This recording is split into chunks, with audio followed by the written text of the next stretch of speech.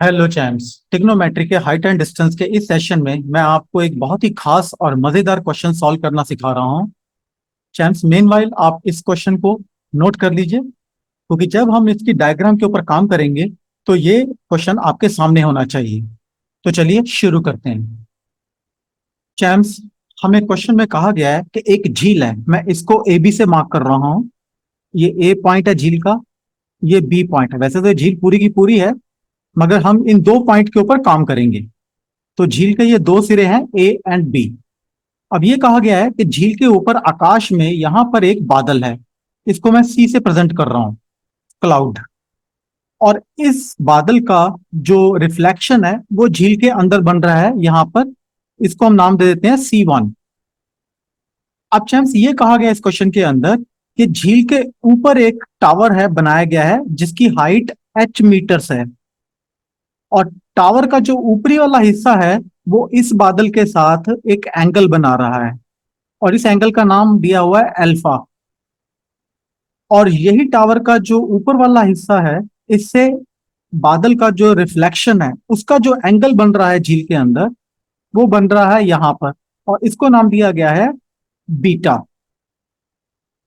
अब चैम्स, इस टावर के ऊपरी हिस्से को मैं नाम देने जा रहा हूं पी। मतलब एक तरीके का वो प्लेटफॉर्म है ये। और यहां से पी से हमने एक परपेंडिकुलर लाइन ड्रॉ की है बी सी के ऊपर, क्योंकि हमें एंगल अल्फा बनाना था। तो इस पॉइंट को हम नाम दे देते हैं एम। चैम्प्स, ये फर्स्ट स्टेप था इस डायग्राम को समझने के लिए। अब इस डायग्राम में एक सेकंड स्टेप बहुत इंपॉर्टेंट है, उसे समझ लीजिए। अब चैम्प, जो हमने वैल्यूज पुट की हैं उसमें डायग्राम में कुछ चेंजेस हो गए हैं। अब देखिए, हमारे पास एक रेक्टेंगल बन गया है APMB। तो मैं इसको नाम दे रहा हूं रेक्टेंगल APMB। अब इसमें देखेंगे रेक्टेंगल की जो कैरेक्टरिस्टिक होती है, जो अपोजिट साइड रेक्टेंगल की होती है वो आपस में बराबर होती हैं। तो हम लिख सकते हैं AP जो है, यानी लाइन AP जो है, वो बराबर हो गई BM के। क्योंकि AP की वैल्यू H है, तो BM भी हमारे पास H हो जाता है यहां पर। तो इसको हम H के बराबर लिख सकते हैं। इसी तरह से आप देखेंगे जो PM लाइन है वो AB के बराबर हो जाएगी। तो हम लिखेंगे PM is equal to AB। अब चैम्प्स, यहां पर कुछ और इंपॉर्टेंट बात है, वो आपको समझनी जरूरी है। जैसे यहां पर लाइन BC जो है वो BC1 के बराबर है। BC जो है वो BC1 के बराबर है। ऐसा क्यों है? क्योंकि बादल की जो ऊंचाई है उसका रिफ्लेक्शन भी झील के अंदर उतनी ही दूर बनेगा। जैसे आप मिरर के सामने खड़े होते हैं, तो आपकी जो इमेज मिरर के अंदर बनती है, आप मिरर से कितना दूर हैं, आपकी इमेज मिरर में उतनी ही दूरी पर बनती है। तो यहां भी वही घटना घट रही है, क्योंकि जो झील है हमारे पास, ये एक मिरर का काम कर रही है। तो बादल की जो ऊंचाई है और उसके जो रिफ्लेक्शन की गहराई है वो दोनों आपस में बराबर होंगे। बट अब हमारे सामने सवाल यह है कि जो BC लाइन है इसके कंपोनेंट्स क्या हैं। तो BC हमारे पास है BM। इसको लिखेंगे BM प्लस MC। अब चैम्स, यहां पर हमें BM की वैल्यू तो मिल गई है, हमारे पास H है, बट MC हमारे पास नहीं है। तो हम इसको X एज्यूम कर लेते हैं। तो मैं यहां लिख दूं X। ठीक है। अब क्योंकि चैम्प्स BC जो है वो BC1 के बराबर है, तो BC1 भी H प्लस एक्स हुआ। तो इसको लिखा जा सकता है H प्लस एक्स। तो हमने इसको H प्लस एक्स लिख दिया यहाँ पर। चैम्प, इसमें जो मैंने आपको टोटल दो स्टेप सिखाए हैं आपको मैंने, इसको आपने अपनी स्टेटमेंट में लिखना है क्वेश्चन के सोल्यूशन से पहले। तो ये बहुत इंपॉर्टेंट बात थी। अब सोल्यूशन की तरफ बढ़ते हैं। तो चैम्प, जो हमारे पास सोल्यूशन आएगा उसमें अब आप देखेंगे हमारे पास दो राइट ट्रायंगल्स बन रहे हैं। बताइए कौन कौन से बन रहे हैं। चैम्प, एक बन रहा है CPM और दूसरा बन रहा है कौन सा, बताइए। इसको नाम दे देते हैं PMC1। तो हम पहला ट्राई ट्रायंगल लेंगे सोल्यूशन में। तो CPM में पहला राइट ट्रायंगल लेने जा रहा हूं, और इसमें हमारा एंगल है अल्फा। तो मैं अल्फा के अगेंस्ट देख रहे हैं कि हमारी ट्रिग्नोमेट्रिक रेशियो क्या बन रही है। तो इसमें हमारे पास MC जो है परपेंडिकुलर है, तो इसको परपेंडिकुलर लिख दें। और हमारे पास पीएम जो है वो बेस है हमारे पास, तो इसको हम बेस लिख देते हैं। तो हम इसको वैल्यूज लिख दें, यानी M C upon P M. ठीक है जेम्स। अब आइए, अल्फा में जो है हमारा जो ट्रिग्नोमेट्रिक वैल्यू की हम निकालेंगे वैल्यू, वो पी अपॉन बी है, यानी परपेंडिकुलर अपॉन बेस। तो इसके साथ आपको सीधा पता है कि अब 10 लग जाएगा। तो आप जाके पंडित बद्री प्रसाद को एक पूछ सकते हैं। और एम सी हमारे पास यहाँ पर एक्स है। और पीएम चैम्स हमने यहां पर देखा था कि पीएम जो है वो ए बी के बराबर है, तो हम पीएम की जगह ए बी लिख सकते हैं यहाँ पर, ऑफकोर्स लिख सकते हैं। तो चैम्स आइए इस एक्सप्रेशन को सॉल्व कर लेते हैं। तो ए बी को अगर हम इधर ले जाएं तो हमारे पास क्या आता है, ये आता है एक्स अपॉन 10 अल्फा। अब चैम्स आगे बढ़ने से पहले जरा हम यहाँ पर एक लाइन ड्रॉ कर लें, ताकि ये एक्सप्रेशंस आपस में मिंगल ना हो जाएं। चैम्स अब ए बी, इस एक्सप्रेशन को अब एक नई तरीके से लिखने जा रहे हैं, उसे समझ लीजिए आप। तो हम इसको लिख सकते हैं A B is equal to x multiply by 1/10 alpha, ऐसा लिखा जा सकता है बिल्कुल। और 1/10 आपको पता है कॉट के बराबर होता है, ये मैंने आपको सिखाया हुआ है। तो हम लिख सकते हैं A B is equal to x cot alpha, बिल्कुल लिख सकते हैं। तो ये हमारा बन जाता है एक्सप्रेशन या इक्वेशन नंबर 1। चैम्स अब हम अपना अगला राइट ट्रायंगल लेते हैं, और ये है हमारे पास PMC1। PMC1, अब इसके अंदर हमारे पास एंगल बीटा है। तो बीटा के अगेंस्ट हमारी क्या बनती है वैल्यूज, वही परपेंडिकुलर अपॉन बेस आ जाता है हमारे पास। तो MC1 हमारे पास परपेंडिकुलर है, तो हम लिखेंगे MC1 अपॉन PM। ठीक है। अब चैम्स यहां एक बहुत ही इंपॉर्टेंट बात है आपको जानने के लिए, तो पहले हम उसको समझ लें। तो हमारे पास, हमें यह समझना है कि हमारे पास MC1 के क्या कंपोनेंट्स हैं। हमारे पास MC1 के एक कंपोनेंट है, एक तो है BM प्लस, दूसरा है BC1। BC1, अब यहां पर सब चांस BM की वैल्यू क्या है हमारे पास, ये है हमारे पास H। और BC1 की वैल्यू है हमारे पास H प्लस एक्स। तो MC1 हमारा किसके बराबर हो गया चैम्स, तो MC1 की अगर हम वैल्यू निकालें तो H प्लस H कितना हो गया, ये हो गया 2H और प्लस एक्स। तो चैम्स अब ऊपर के एक्सप्रेशन में हम MC1 को 2HX प्लस में बदल सकते हैं, बिल्कुल।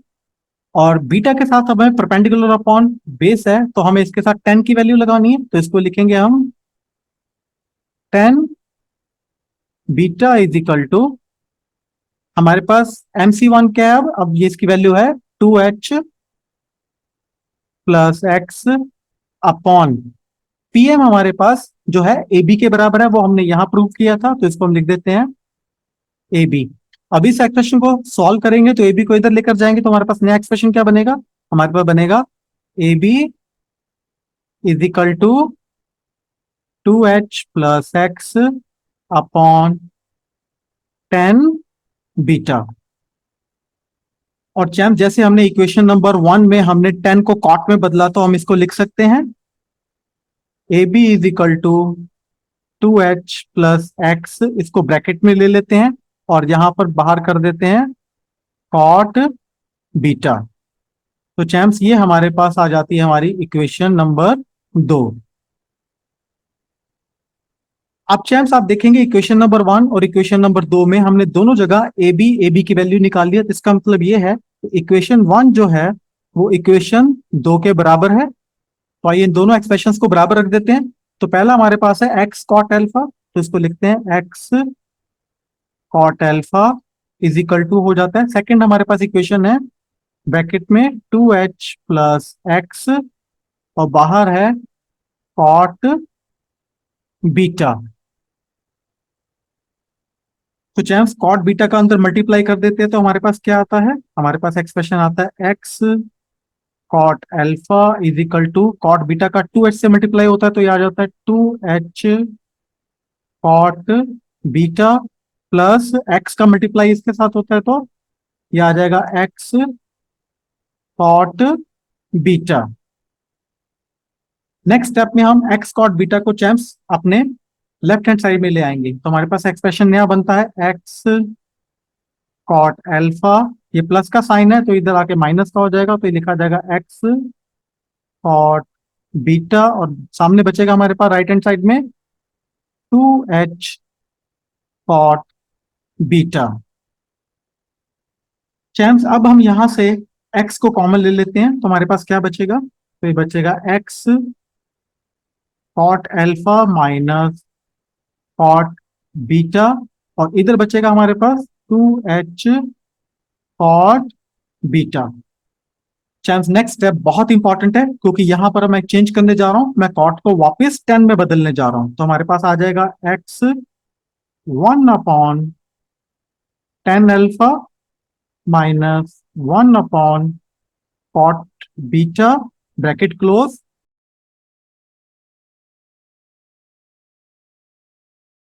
Is equal to 2h upon 10 beta. ठीक है चैम्प्स, ये प्लस साइन नहीं है, ये इसको 10 एज्यूम कीजिएगा। चैम्प्स अब यहाँ पर अब हम लेफ्ट हैंड साइड में यहाँ पर हम एलसीएम लेकर सॉल्व करेंगे तो हमारे पास क्या आ जाता है, हमारे पास बताइए, तो ये आ जाएगा x ब्रैकेट में हमारे पास क्या आ जाएगा, यहाँ पर आ जाएगा हमारे पास 10 अल्फा 10 बीटा आ जाएगा हमारे पास 10 अल्फा एंड इंटू 10 बीटा।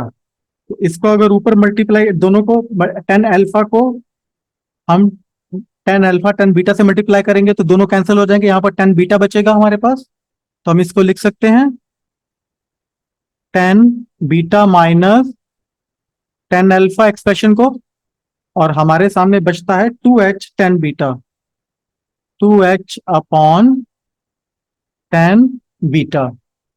तो चैन से एलसीएम आपको करना आता है आसानी से तो इसको आप कर लीजिए। इस स्टेप में हम x को इधर रहने देते हैं और बाकी सारे एक्सप्रेशन को इधर ले जाते हैं तो ये हमारे पास आ जाता है क्या, x is equal to 2h upon 10 beta multiply by, ये ऊपर चला जाएगा 10 अल्फा मल्टीप्लाई बाय 10 बीटा और इसके नीचे आ जाएगा हमारे पास 10 beta minus 10 alpha.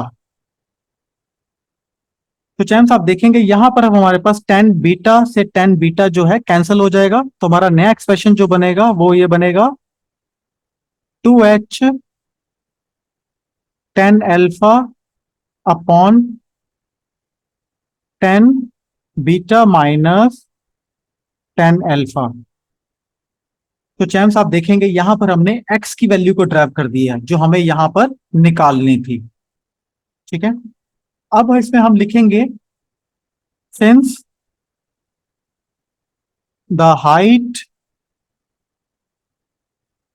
Of the cloud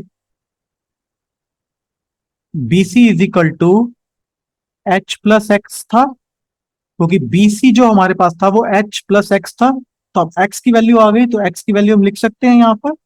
आइए तो हम इसको लिख देते हैं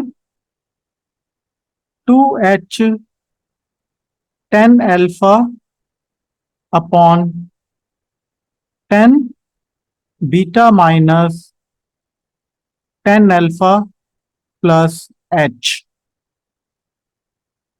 अब चैम्प्स यहाँ पर h के नीचे 1 लेकर हम इस इक्वेशन को सॉल्व करते हैं एलसीएम लेकर तो हमारे पास क्या आता है, नीचे एलसीएम में 10 बीटा माइनस 10 अल्फा, इसको इससे डिवाइड करते हैं तो 1 आता है तो ऊपर हमारे पास क्या आता है, हमारे पास आता है 2h 10 अल्फा।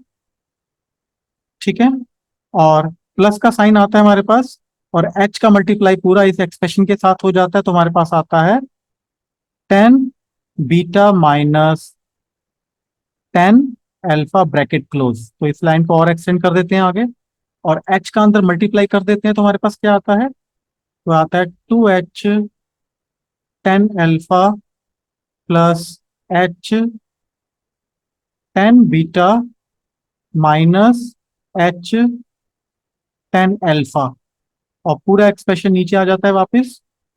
ये आ जाता है 10 बीटा माइनस 10 अल्फा। अब आप देखेंगे चैम्प्स, यहां से हमारे पास 2h 10 अल्फा है और यहाँ पर h 10 अल्फा माइनस का है, तो ये दोनों आपस में क्या हो जाएंगे? माइनस हो जाएंगे। तो हमारे पास ऊपर क्या बचेगा? ऊपर बचेगा h 10 अल्फा,